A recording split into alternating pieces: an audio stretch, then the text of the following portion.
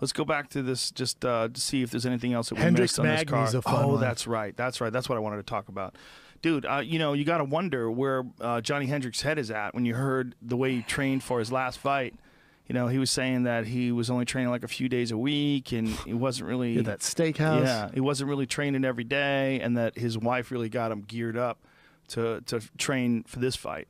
But the problem with that is, like, Neil Magny's on a fucking roll, man. I mean, he's had some tough fights, some good fights, and he beat Hector motherfucking Lombard by stoppage, you know? That's right. He beat Lombard and he beat Kelvin. And he beat Lombard when Lombard was putting it to him in the first round. That's it was right. one of those really close fights where it was like, man, this might get stopped. Then Damian Maia ate his ass for lunch like Kobayashi. Dude, the way Damian Maia put that smush down on him, I was like, whoa. Just a bad matchup. Just Neil's a stud. Next level jiu-jitsu. What do you like, think about there's Damian levels Maia to this Woodley? thing.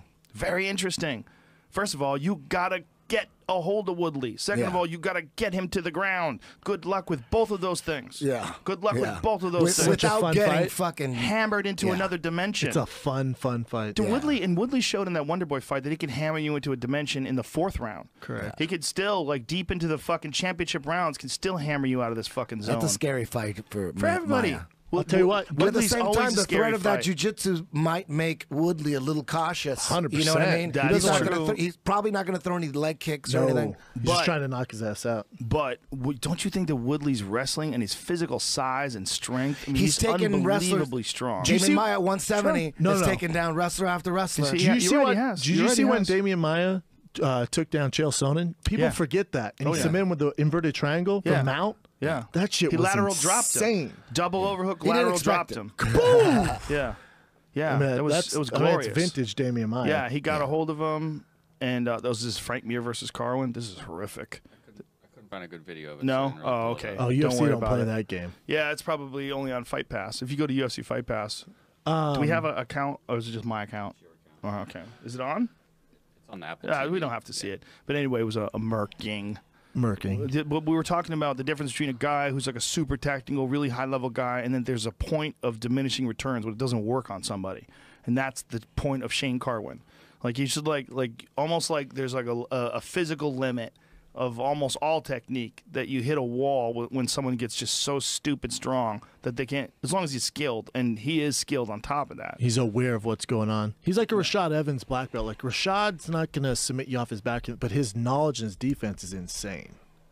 It's just different. You know, like, he doesn't have the What's going attacks. on with Rashad? Like, what happened after that Tim Kennedy fight? They pulled him out of the Tim Kennedy fight. They pulled him out, and then he was supposed to fight again, right? They pulled him out again. I don't know. They tried to fight Kennedy again, but this time in Toronto, and Toronto pulled him out too. I know. So Scary New York City stuff. pulled him out, and then Toronto pulled him out. And he says it's a pre-existing condition. He said it's something he's always had.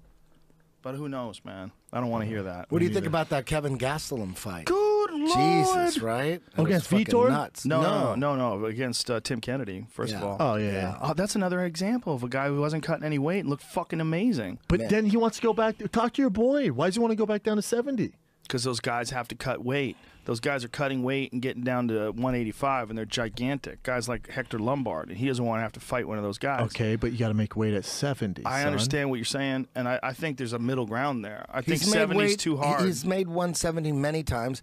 He's missed it, the too. last time, but this last time, he says he was on this new dietitian's regimen, and It didn't work out. And it didn't work out. Who That's did he all have? it was. Did he have Dolce originally? Yes, I think so. Did he just not want to pay the money? I don't know exactly what went down between them. He's just got to but- be personally more but- disciplined. If he's yeah. just personally more disciplined with his diet, It's on him. Yeah. It doesn't matter the dietitian. You know, especially him cutting weight. He's been doing it for so long. You know. Come on, Let me ask you this. He's a fucking animal. He's though, an man. animal. Oh, Animal. fuck, No, shit. Make no exception. No, I he's wouldn't mind he's seeing a him at monster. 185. I think That's what I'm 185. saying. I think he's fine there, but He's fighting Vitor Belfort next. Yes, at he's going to 85. fight Vitor Belfort At at 85. 85. Yo, dude, that's a rumble. Yeah. It's Who in knows what- Brazil. Oh. Yeah. What does that mean exactly? What are you trying to say? You're his coach. You don't know. What are you Does trying that to mean say? you- Vitor in Brazil is a different animal. Is it for sure? What are you trying to say? Why isn't there no USADA there? Hey, what are you trying to say? What are you trying to say, Brendan? I'm not saying anything. Well- I'm saying there's something in the acai down there. This is the last chance for romance for Vitor too. It's right? a great. It's the perfect fight for Kelvin. Mousasi- The perfect fight. Huge Mousasi name. put the mitts to him. Mousasi put the mitts to Vitor, And I think Kelvin is a better mover than Mousasi. Mousasi has more weapons. Like, Mousasi's a way better kicker. But what Kelvin does, man, with his footwork and that, like, real light on his feet, moving in with that right-hand jab. Rafael Cordero has got, I mean, his striking looks super professional. So good. And ridiculous combinations and speed and fluidity. That's what Kelvin has. And he keeps going forward. Exactly. He keeps going forward. Keeps going forward. He's and so game. Gas tank. So game. His gas tank's retarded. Yeah. It's just so good. He's so strong. Zero fear.